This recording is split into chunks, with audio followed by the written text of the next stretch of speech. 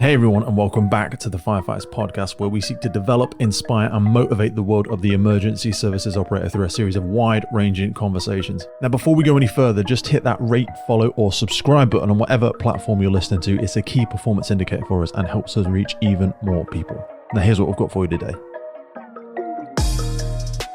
My guest on the podcast today is Roy Wilsher. Roy began his career in the fire service in 1981 in North London, leading on to various roles there and the West End, and became Assistant Commissioner for Fire Safety in London in 2002. In 2004, Roy joined Hertfordshire as Deputy Chief Fire Officer and was appointed Chief Fire Officer in 2005. In October 2021, he was appointed one of Her Majesty's Inspectors of Constabulary and Fire and Rescue Services, now His Majesty's Inspector, responsible police forces and fire and rescue services in the east of England, with extra responsibility for the same in the northeast of England. During our conversation today, we discussed fire and rescue services in England, focusing on the handling of misconduct, the impact of toxic cultures, and the importance of encouraging difficult conversations in the workplace. Roy highlighted the need to address ongoing distrust in the misconduct process and the underrepresentation of women and minority groups in the fire service. We also explored capacity issues faced by services and the need for a college of fire and for more collaboration to create positive changes across the sector.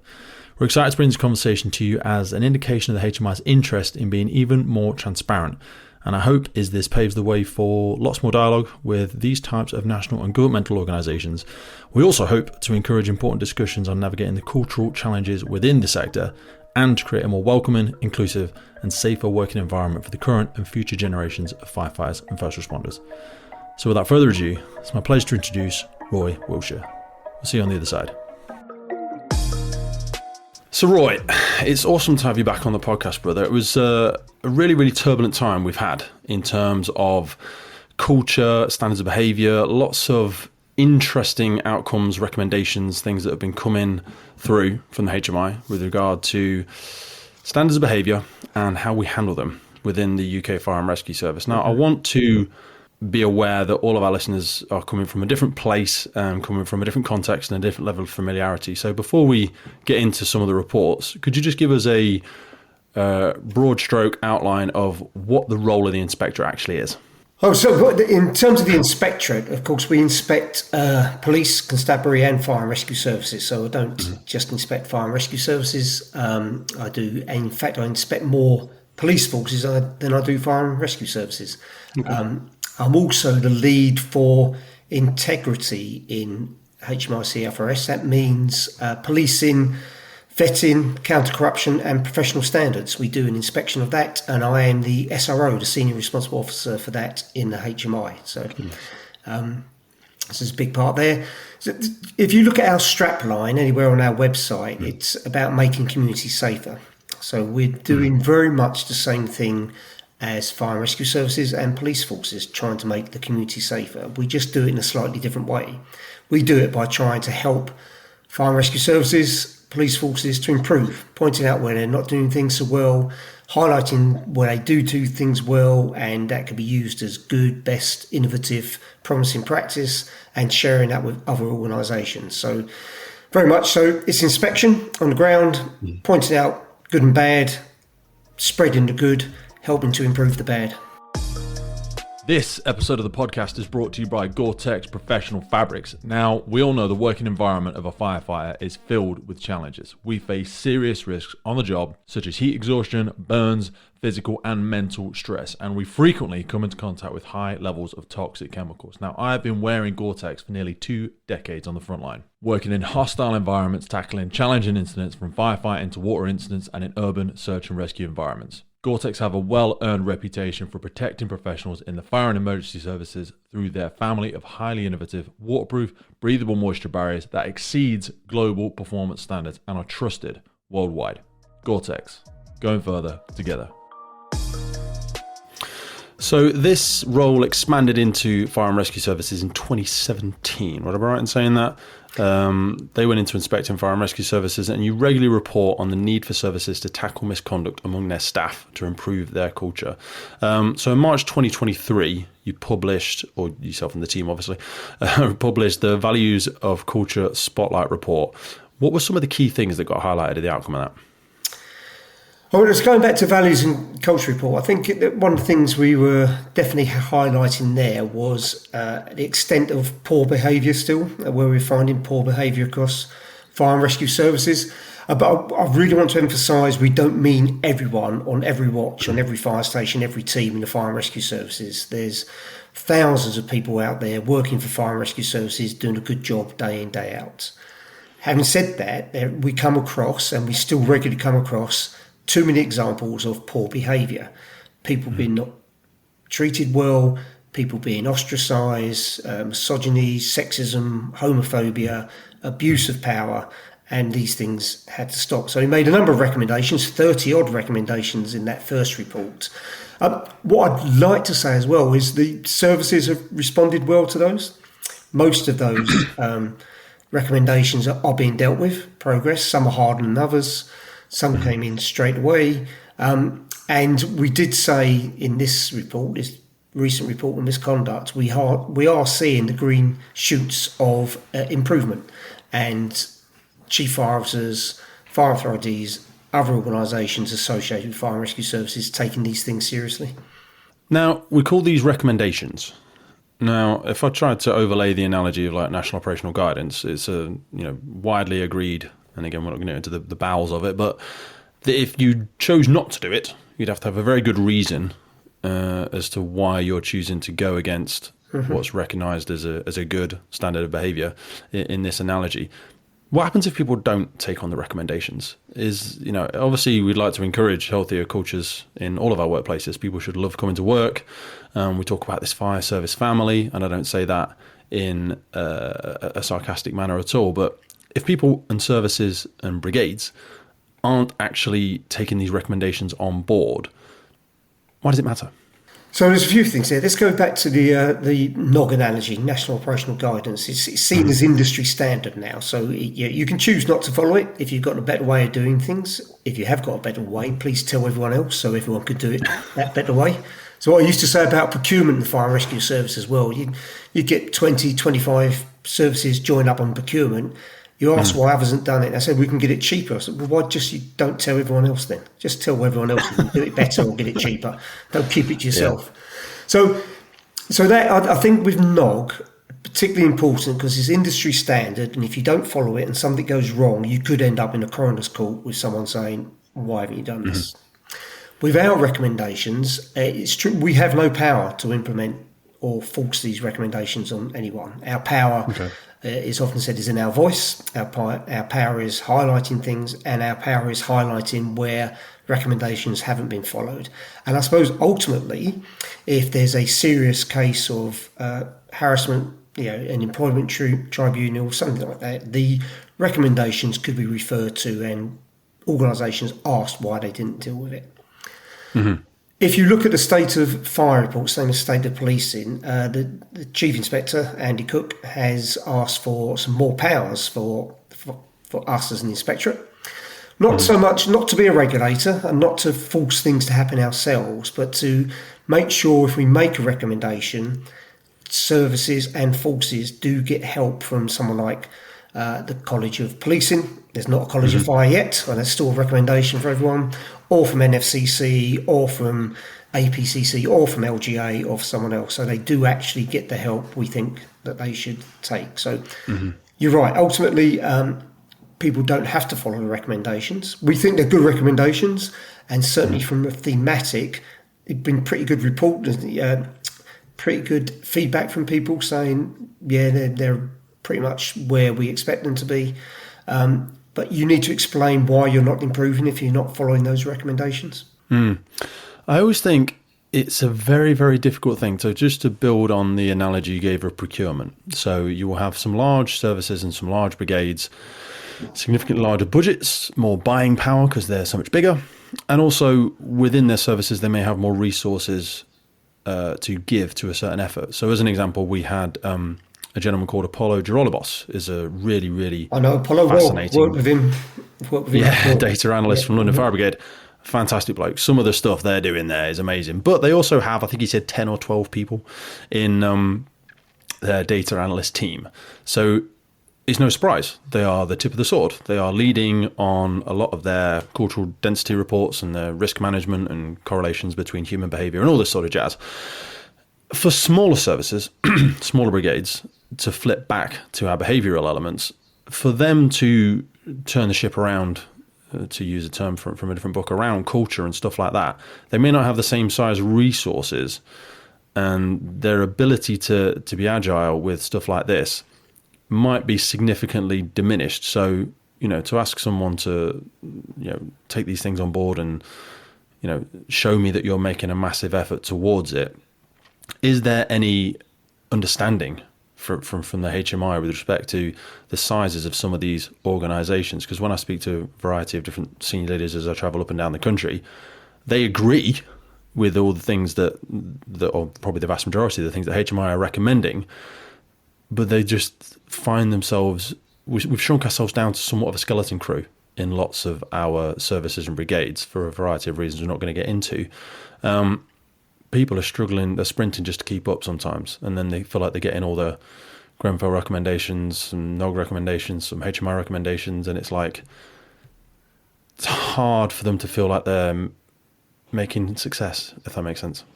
It makes a lot of sense. So this could be, you often talk about rabbit holes. This could be a really big rabbit hole. We could start talking about... I'll try and discipline us not to go too far, but please. The size of fire and rescue services and whether fire and rescue services can cope with all the work they need to do with the capacity. Yeah. You will read one of my reports. I won't name the service, but I made a big point about the capacity and capability to change, to bring in that change, because they had...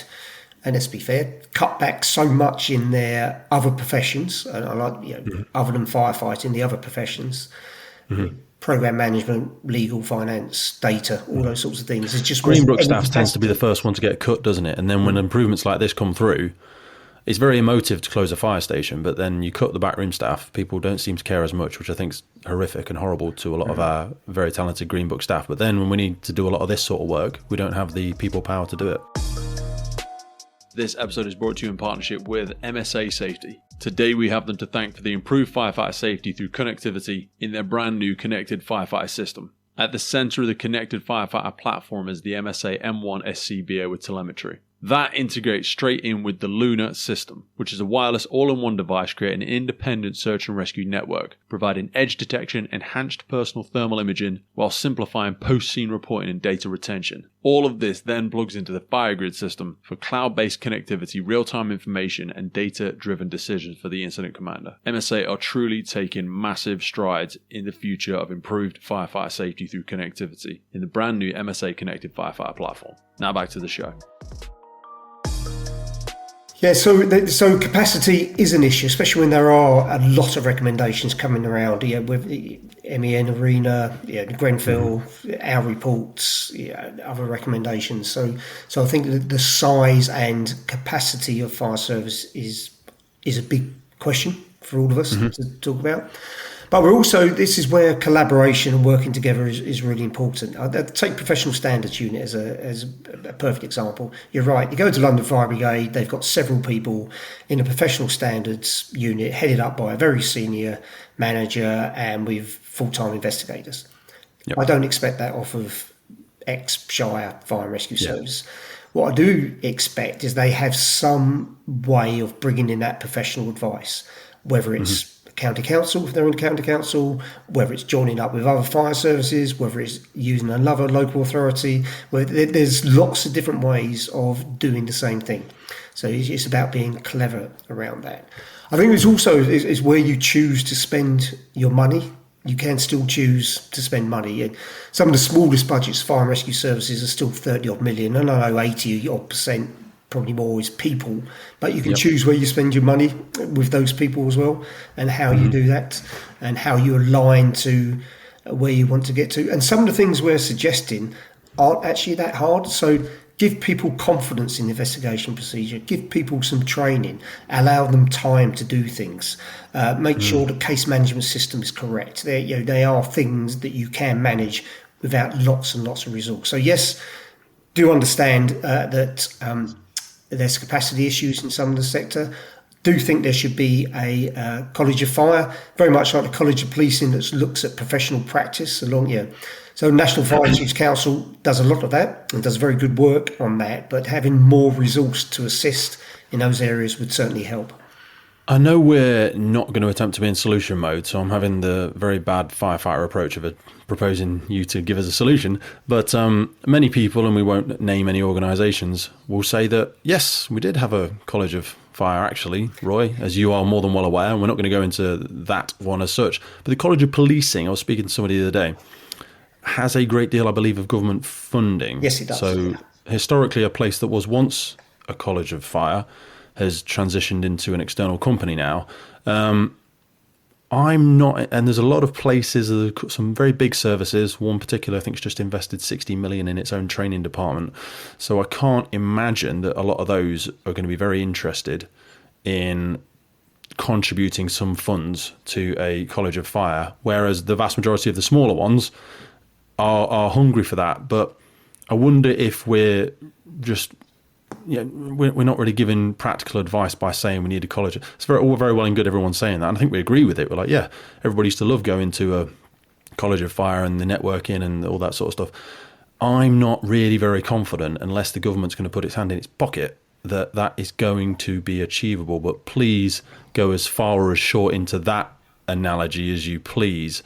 It would be great, but it's very much an aspirational goal that I don't think we're going to achieve. Certainly maybe not in my career, and I might have another 25 years to do it. Right, so I think, first of all, we have to differentiate between a fire service college and a College of Fire. So a fire service college, which does training courses, including BA instructor, road traffic collision instructor, and what used to be progression training that I used to do from GAO right to brigade command course. That's not what we're talking about. There might be some training. What we're talking about is a College of Fire, like the College of Paramedics, like the College of Midwives, that look after professional practice and allow some capacity to write policy. Again, NFCC does a lot of that in the moment, and it gets money. I was going to say, is that not what they're supposed to do? They do a lot of that, and they are employing a lot more people than when I was a chair. And there's the Fire Standards Board as well. But I think that they can make another step. There's still a place for the National Fire Chiefs College, but a College of Fire that looks after the profession, like approved professional practice in policing, would benefit everyone. But you're right, the government will have to invest in it. And I'm not sure we will ever get to a buildings or a set of buildings that are purely a College of Fire anymore. Might not be a physical location. Because there's lots of people, just to build on that are trying to step into that place. We've had Practice to Progress and a variety of other people are setting up their own businesses to help people, because it's important for us to acknowledge, and it probably builds on some of the toxic culture stuff that we're going to talk about in a minute, that there's a lot of people retiring now. We're hemorrhaging a lot of experience, and a lot of practice leaders are leaving. That will be very sad in many ways, but also, and I regularly say this on the podcast, this puts us in a very unique position in kind of a 25, 30 year cycle to really make a significant shift in many things, our culture being one of them. So as part of the report, it speaks about these toxic cultures, cultural changes, deeply rooted toxic cultures, especially within watches, persist. Now, we're soon to have Helen Moore as an example on the podcast, who's protected or represented a number of people who have been very poorly looked after or poorly treated in the services, organisations, brigades that they work for. My optimistic mindset would like to say that a lot of this is historical and hopefully isn't happening in the present day. But my fear from the things that I see is that that's not the case. So in some of the notes that we had prior to coming on today, we had around the biggest concerns being these cultural challenges of deeply rooted toxic cultures, especially within watches. What level of fear do you have that is bleeding over into the next generation? Or do you think this is entrenched mindsets that are perhaps in the latter stages of their career? I think from my experience, it bleeds very quickly into new joiners to a watch if the watch culture is poor, in my experience. So again, when I actually was heading the fire service and I would go and sit at a mess table and talk to people and think someone had been in for 20 years. Then you find out they joined the watch 2 weeks ago. Had only just left training centre, Yeah. because it very, very quickly gets ingrained in some areas.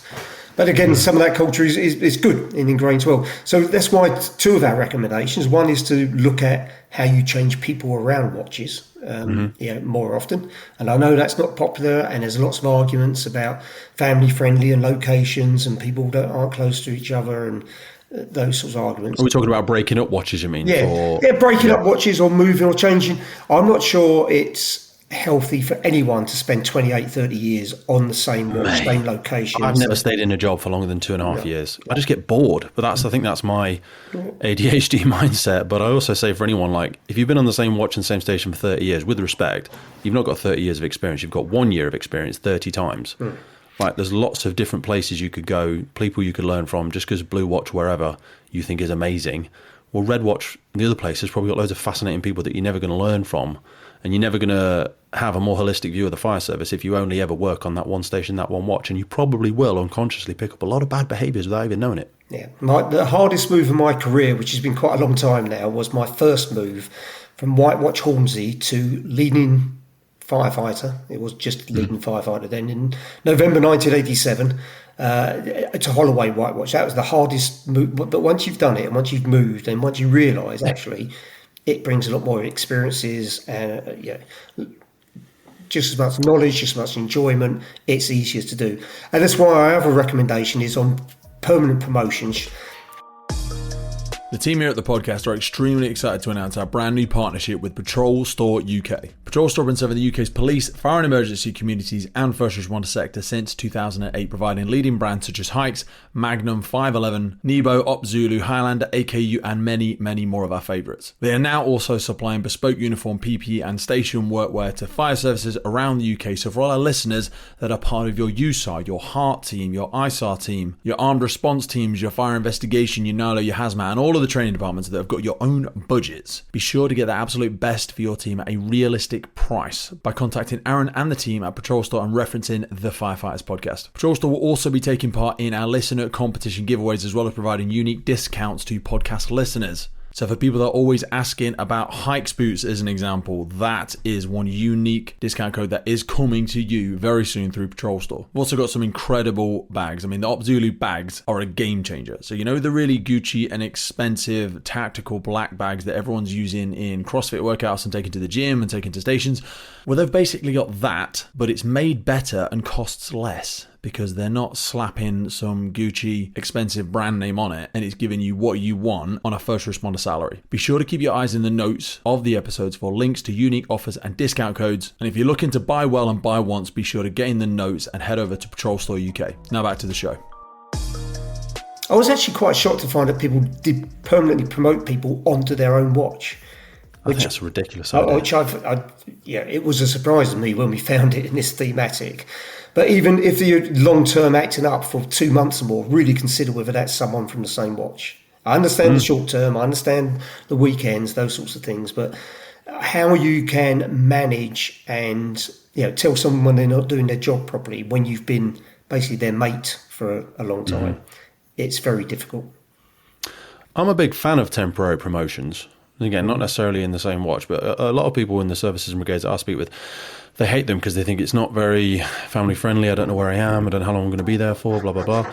But I think in my personal experience, and my words, not yours, you can sit in front of me and tell me whatever you like, and you can preach the core code of ethics and the values and blah, blah, blah. Show me.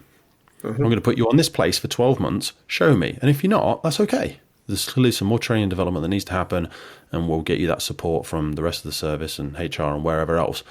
But I think it's easy. It's like anything. It's like business. It's easy to get into things. It's hard to get out of them. When you promote people substantively and they demonstrate things that they didn't say they were going to do, it's very, very hard to demote people and manage them out of the service or P&C or anything like that. But yeah, I think certainly on watches is not very healthy, and it's very challenging for that person to then start to toe the company line, as people would say. But you're now managing the welfare and the happiness of these people at work, and it's your job now to draw the line.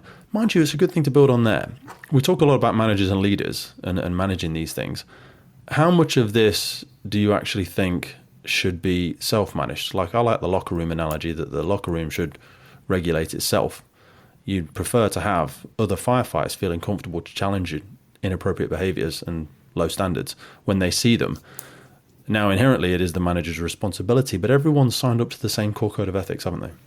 Yes, they have. Yeah, and it should be easy. But there are strong personalities, there's quiet personalities, strong personalities, especially at firefighter level.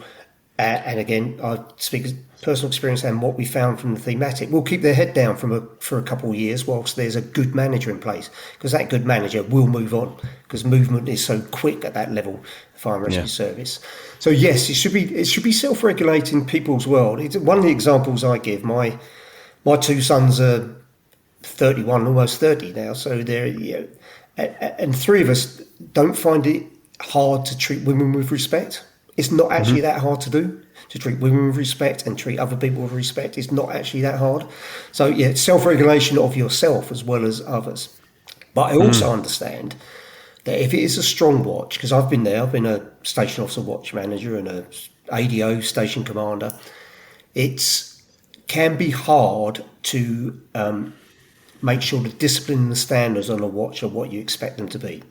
It is easier to rumble the crowd than it is to put the right things in place. I understand that. It can be hard. I think getting started with those sorts of conversations, and we'll move on to another point in a minute, but I thought it might be useful to, and again, I'm not great at anything at all, but something I was taught a long time ago, there was two things, SBI and BEEF was the second one. Like we love our acronyms and our mnemonics, don't we? BEEF was the one I always use when I'm struggling to start a difficult conversation, and it was behaviour, effect, expectations and future. And it gives you a nice little framework to speak to people privately or directly if the moment calls for it. The behaviour you're exhibiting, the effect it has on other people, the expectations of me, the watch, the team, the service, the public, and then future expectations. Because depending on the severity of their behaviour, you've got to be willing to address those things abruptly, directly, and quite quickly, and make it very, very clear what the expectations in the future are. Because the first time might have been a mistake, Roy. Maybe you're from a different background, you didn't quite understand the right vernacular terminology, you used a word that you didn't quite understand the context of and the etymology of it and the way that could cause offence to somebody else. And then we have that clear line of communication and an expectation of moving forward. So next time it won't be a mistake because we've had this conversation now and I've made a note of it and I've sent you the note as well. So we're both aware that moving forwards, this is the expectation. So if you do it again, it's out of malice. It's not an accident. But I think people really struggle getting started with those. How have you handled difficult conversations? Just to pivot on this for a second before we move on. So let's take that back a bit before we go. The difficult conversations one. One of the things we found in the report is that people don't have those early, more difficult conversations. So nipping things in the bud. Saying because I found again, and we have found a lot of people, if you tell them, what you're doing there is upsetting that person, are shocked as well. Oh, I didn't realise. I didn't want to cause offence. I don't want to, but people don't have those early conversations.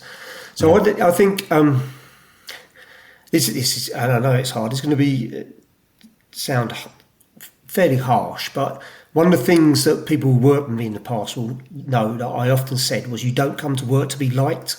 You come to work to do your job and do your job professionally.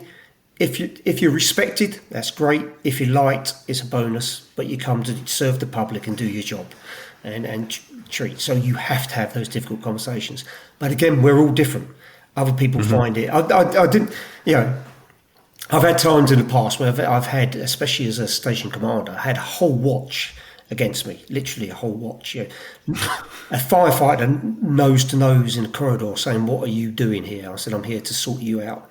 I'd be in the gym, they'd come in with the radio on, they'd come in with a different radio, turn it on a different station louder to try and intimidate me. But it's not, I think, that's a shame. It's just silly games, isn't it? But it is hard. And I'm different people. Some people will find it hard, but we don't give people training in difficult conversations, how to have a difficult No, we really don't. And this is my frustration. Yeah. We give people training operationally. Okay, you've done your level 1, your level 2, so you're ready now to be a rider station officer. You're ready now to be a whatever. Do you know what I mean? But we've not gone into the training, and I need to stop calling them soft skills, that emotional intelligence, because soft skills implies probably different connotations for different people. But I find we don't give people training on those more interpersonal skills? No, not more interpersonal, difficult conversations, how to read the room, emotional intelligence, all those sorts of things that, we just don't train people to do before they're promoted. Especially if you go from firefighter to crew manager, that first jump when you're suddenly in charge of a different set of people, and they might be people that are older than you, or they might be people with different experiences. You don't get trained how to deal with them, how to talk, how to, gain their respect. You have to learn. I don't see that coming out though. I see a couple of private individuals running their own mentoring, coaching style elements. But yeah, personally, I don't see a lot of that in the services. I want to move on to, because it relates back to the Helen Moore reference that I made earlier. One of the second concerns was this distrust in misconduct processes and the widespread lack of confidence in reporting misconduct, especially among women and minority groups. We've seen a really, really saddening amount of information. Oh, it's saddening. It's good that it's come out, but it's very, very, very disappointing to read. And some things, you just read them, and we're not going to reference any particularly, but you just go, really? No way. It's got to be a lie. That's got to be made up, because it is so far from the context of your blueprint of how you interpret, or how personally I interpret the fire and rescue services and the interactions I'm lucky enough to have with perhaps the people that I work with. But some of the stuff that you read, and then you don't hear what happens after. Mm-hmm. And you hear an outcome. And this is a difficult one for a lot of human resources departments to balance, because so-and-so, something happened, no one knows what happened, there's a million rumours, no one can speak to them, no one can talk to them, they're off work, they're suspended. Something happens, and then, they're back at work now, but they don't really know what happened. There's a distrust, of these misconduct processes. Do you think that's ever going to, because there's companies like Say So, we did some work with them recently, and many others. I think part of their initial reporting was to have an external self-reporting whistleblower style. That was one of the recommendations, wasn't it, from the first one? Why do you think there is still such a distrust of these misconduct processes? Ever heard the quote that true leaders are readers? Well, we believe this is true. Listeners often ask where we go to keep our finger on the pulse of what's happening in the sector globally. So there are a few key publications which I encourage you to go check out. Now, if you're looking for insights on disaster management, fire protection and firefighting, for us, we go to Asia Pacific Fire Magazine. And when you're looking for the latest on the Middle East fire protection industry and fire services, it's Gulf Fire Magazine. And our quarterly check-in is with International Firefighter Magazine, reporting to municipal, industrial and fire training professionals. Now, next up, and widely accepted to be the global voice for passive and active fire protection, this is a good one. It's International Fire Protection Magazine. And finally, and perhaps the most relevant to our predominantly UK audience, I'd strongly suggest subscribing to UK Fire Magazine, reporting to the United Kingdom fire protection industry and fire services. We're really excited to announce that after a long-standing relationship and mutual respect, we've now partnered with MDM Publishing, who bring you all of these essential publications. Because in a world of change, the learners shall inherit the earth, while the learned shall find themselves perfectly suited for a world that no longer exists.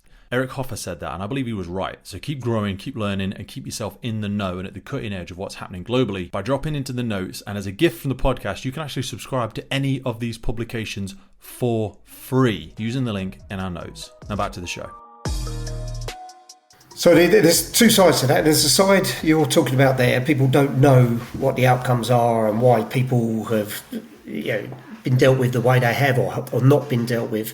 Yeah. And that's very much to do with the way that people are employed in the fire service. So you will get a lot more information in policing because they're warranted officers, Crown employees, and there's not the same data, GDPR, those sorts of things in place. Yeah.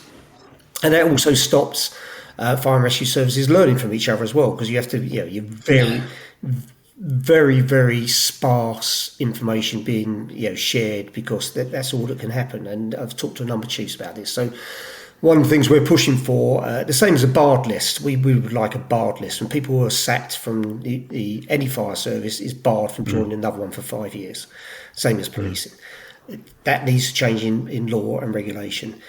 Being able to give more information and be more open about what happens to people who under misconduct and are investigated needs a change in legislation as well. But there is stuff could be done, but not so much.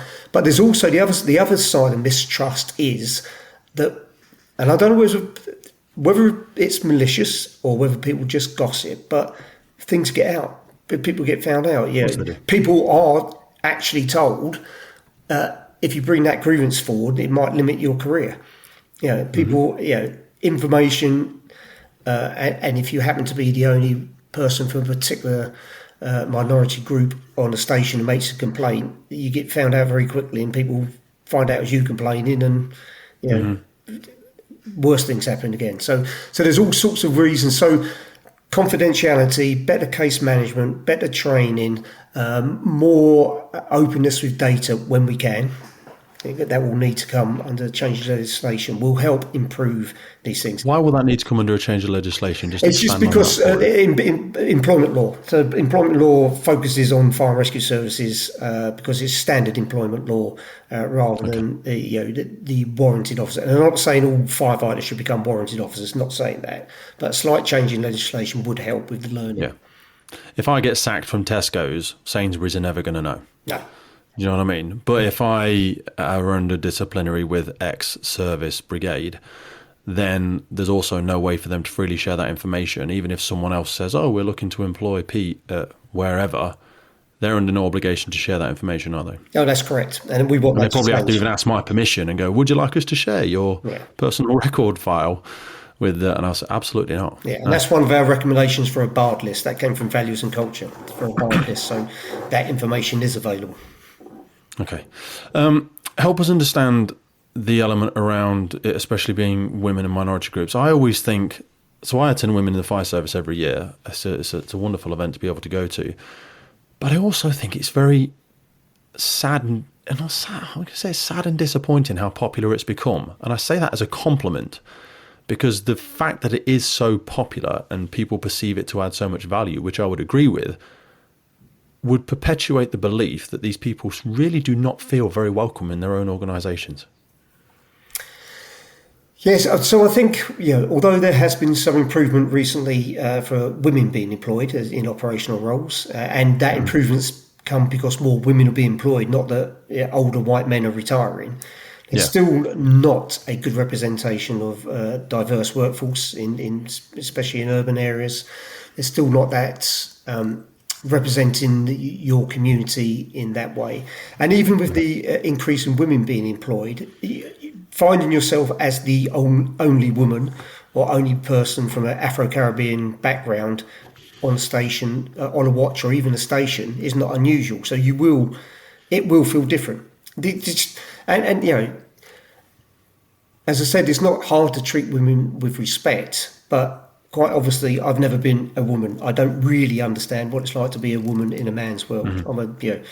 I like to call myself middle-aged. I'm probably old now. In terms of professional capacity, do you think it's so dissimilar to the way we treat men or people from ethnic minority groups? Is this not just a be a nice person conversation? I always say treat people fairly, but don't treat them the same. Mm-hmm. And what I mean by that is you and I have very different blueprints about how we were brought up. I like to be managed in a certain way. I like to be spoken to in a certain way. And so long as none of those are expletives that offend those people around me, I think a blanket approach to treating everybody the same. People don't want to be treated the same, but they do want to be treated fairly. It's the difference between equity and equality, isn't it? Absolutely. And one of my favourite cartoons is the one, have you seen the one where there are three people trying to look over the fence? Stood on the boxes. Yeah. Perfect. Equity is giving everyone a single box, but equality is giving people boxes. That goes over to women, doesn't it? Where you're like, we've all brought you on a have a go day, and there you go. Or there's the size 9 boots over there. We've given you all a set of size 9 boots. Off you go. Now for Sarah in size 5, she's going to be clumping around, and for Pete in size 13s. But it's like, but we treated everybody the same. We couldn't need to treat everybody the same. We need to treat everybody fairly and set them up with an opportunity, because not everybody starts at the start line, do they? There's a wonderful YouTube video I'm sure everybody's seen where we don't all start at the start line. Mm-hmm. I often find with female recruits especially, they're much better at point of entry selection tests because they've actually practiced and they've actually gone and learned and they've read something about it and they've asked questions and they listen. Whereas personally, my view, a lot of men just go, yeah, well, my dad was a mechanic, I'm sure I'll get it. And they fail the dexterity test or whatever because they're just not paying attention. So I think it's because women start at a further back position from the start line. They have to do a lot of preparation and maybe elements of personal belief and imposter syndrome to get themselves to that start line. And then when they do go for it, they tend to operate as much more of a professional, in my personal opinion, with female recruits. And again, that's only my experiences. Yeah, and people, you won't hear it so much nowadays. Thankfully, people will say, "Well, this is not a job for women." Well, you show me that all the men can do the job properly, and we can start talk about women. That's not the truth. And I had a case in it was just as I was leaving Hertfordshire. I had a meeting with just women, operational women, so from firefighters to station commander, highest. And some of the things they were still telling me in my organisation, like, we still can't get trousers to fit. People still don't understand the menstrual cycle when we're at work. People don't understand menopause. There's so many different things that, as a chief, you take for granted because you think it's happening, and it's still not happening properly. I still have to wait 3 months to get this. So changing our outlook and attitude, not as individuals but as organisations, is still very important. So building forward, how do we anticipate fire services are going to be able to act? And is there a time frame? We talk about annual reporting. What are the next steps for these reports now in terms of the support that we can offer these people? Because it's all well and good going into these organisations and pointing at all the things that they are not doing very well. We've referenced about, the development that needs to be made in leadership coaching and development and stuff like that. How do we help point people in the right direction and show them what good looks like? If you're a regular listener to the podcast, then chances are you are big into your own personal development and the development of firefighters around you. So I wanted to remind you of our mobile app Drillbook. This is a free training and development resources made by firefighters for firefighters. Heading on to Drillbook, you will find incident debriefs, radio messages, knots and lines, quick reference guides, quizzes every single day. We've got useful links to the ERG, to Web Rescue, to Jessup, Euro Rescue, 10-second triage, National Operational Guidance, and not to mention our daily quizzes where you will find questions on extrication, casualty handling, breathing apparatus, fire development, water rescue, rope rescue, you name it. It is the go-to resource if you've got a spare 5 minutes on the firehouse to develop yourself and those around you. Not only that, if you're looking to get into the fire service, we've got advice on there on interview questions, interview answers. You can build your own questioning in there. And again, remember, this is built by firefighters for firefighters, so you can add your own drills in there. You can pick the drills that you find the most favorite. There is literally hundreds of training ideas, hundreds of drills in there. Remember, this app is absolutely free and it grows every single day down to the contributions of our thousands and thousands of users. It's freely available on Android, Apple, and you will find it in the links for this podcast. Remember, it's called personal development. The clue's in the name. You've got to work twice as hard on yourself as you do on the job. So always be growing, always be developing. Now let's get back to the show. This is where I think there's a strong role for the National Fire Chiefs Council to bring people together, and Fire Standards Board. After Values and Cultures standards were updated and changed slightly to meet some of those recommendations. So if you're looking at good case management files, you don't need to look at that 44 times. Let's get together under the NFCC and decide what a good case management file is. If you want to train people to be investigators, don't do it 44 times. Get together, and there's probably people commercially who offer that type of training. Do it together. Collaborate, cooperate together. So you move forward. Some of the behavioural things people still need to work on the training of people internally to treat people with respect, equality, diversity, inclusion training, those sorts of things still need to go ahead internally. But don't try and fix it all yourselves. Work together. When we look now at the next 5 or 10 years, given that we're still in the thralls of so much retirement, do you personally feel that we are going to nail this? Are we going to be looking back on this in 5 years' time and saying, wow, 2023, 2024 was our darkest period? Or do you feel we are still heading into the darkness before we start really getting our stuff together and emerging out the back end of it? I don't want to see another 10 months of horrific reports of misogyny and bullying and racism and self-harm because of the way that people are treated in their services. You know, I'm sure I'm a bit too much of a romantic optimist, hence why I run the podcast. But I hate seeing all the bad news stories. I find it very hard when we have so many recruits and people message in and email the podcast about, you know, I did want to come and all your stuff is really interesting or whatever. Not saying that it is, but like, and then they read these big national press releases and parents and loved ones of these individuals are saying, why are you going into that? Why would you do that? Haven't you seen what they're like? Mm-hmm. So I think it would be probably a bit over optimistic to say we're not going to see any reports in 5 years' time, because in the end we are dealing with humans as well, and sometimes humans do silly things and stupid things, but it's how it's dealt with. But I was encouraged that we have seen some, you know, let's use the term green shoots of improvement. There are some leaders in fire and rescue services working. Well, they're all working really hard, but some are making some real headway into changing culture. So I think, could we reference a few of those now? I think it's nice to acknowledge people that are doing things well, and I know Todd's Law will reference something good now, and something bad will come out about that place maybe in a few months' time. But from the assessments that have been done, let's try and promote a little bit of what's going well in some places at the minute. Maybe good practice that you've seen. Well, I think two of the main ones for good practice is Manchester and London, but they are two of the bigger services with resources in the world. But both. What are they specifically doing? Yeah, but I think it's just that change that they've put resources in. They're leading by example, Dave Russell and Andy Rowe, about what good behaviour is. I do. Sometimes you need to be very well aware that any changes in behaviour should take everyone. Everyone should be able to be themselves at work. But we've seen people like Lincolnshire. Let's name something that Lincolnshire have just got through their cause of concern for some things they've had. Fantastic. Gloucestershire have put some good foundations in. There's more work to do in Gloucestershire. It's one of the services I inspect, but they've now got foundations. Louise Harrington. What does good foundations look like? You say they're putting resources in place. I know I'm getting into the micro here. I apologise, but if I've got £100,000 in my budget and I'm like, right, what have they actually done? They've employed a what? They've done a who? What are they actually doing? They've now got a change management team. They've got much better feedback loops, so people feel listened to. They're doing more training in terms of equality and inclusion, and again that's inclusion in all its forms. Some people you come across as will say, "Oh, not more inclusion training, more." No, but you can be yourself when you get to work. That's what inclusion is about as well.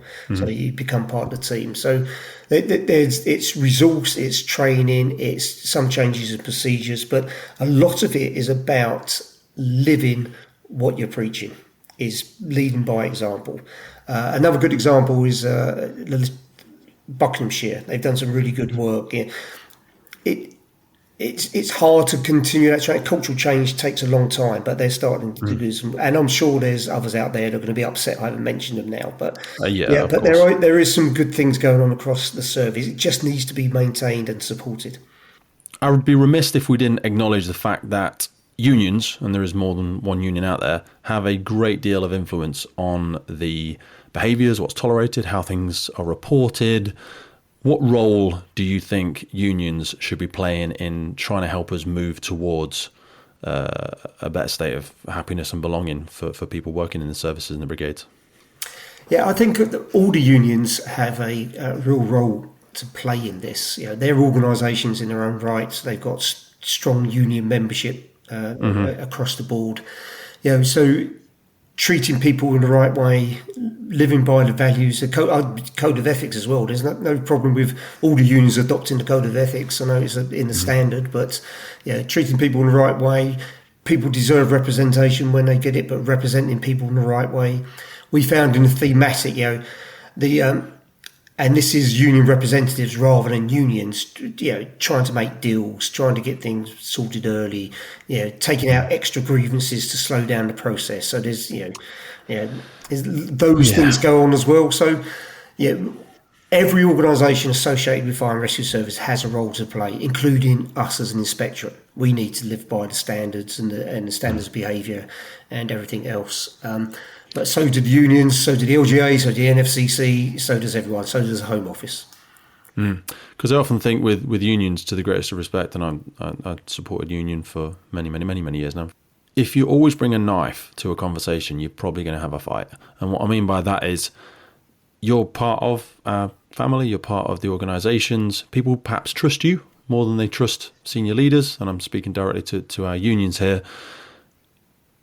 We want people to feel comfortable to report these things early enough that the change can sometimes happen within. And that doesn't mean you continue to tolerate poor behaviour to the extent where you then raise the red flag to your union and all the policies come out and all of the guns get loaded, and then you're sat in a room having a very, very formal conversation because someone's been suspended. Now, if that needs to happen, it should happen. It should happen promptly. But I'm not saying that I don't want it to be your first go-to, but if we constantly just have those very formal processes, which again end up in secrecy and no one really gets to learn very well from it, like you say, they most definitely have a very significant role to play, and I think they're very well trusted, and rightfully so, because of some of the positive changes they've enacted within our working conditions. But they need to be part of the solution rather than just pointing out when things go horribly wrong. Yes, absolutely agreed. Living those values and behaviour as well, and representing people when they need to be represented. And discussions. The good thing is we have a lot of people say to us that their local relations are very good and they can have a good discussion about things. Now, for all sorts of reasons, it doesn't always happen at all levels across organisations. But yeah, having conversations first is always better.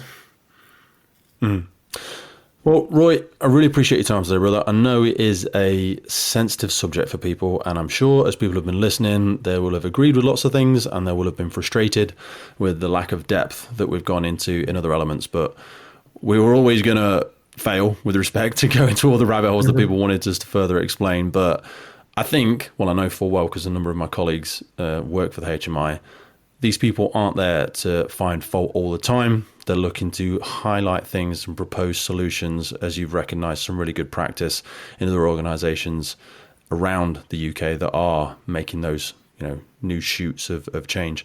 Before we wrap it up, what's happening for the HMI over the next sort of 12 months? And if people need to reach out for any more support, how can they do so? Yeah, so there's a few things in there. So, I think this new form of inspection, because of course there was an inspector up to about 2004-05 for the fire services that was dedicated and went along with everything else in the early 2000s. I think fire and rescue services as a whole are just getting used to the idea of inspection and inspectorate. And we've been around in policing for 160 odd years, so they're very much used to it. We're part of the furniture, and we are now part of the furniture for fire and rescue services. But we are there, it may not feel like it sometimes, to help fire and rescue services improve with our recommendations and our reports. I would urge chiefs and others to use us in the right way. Welcome us in.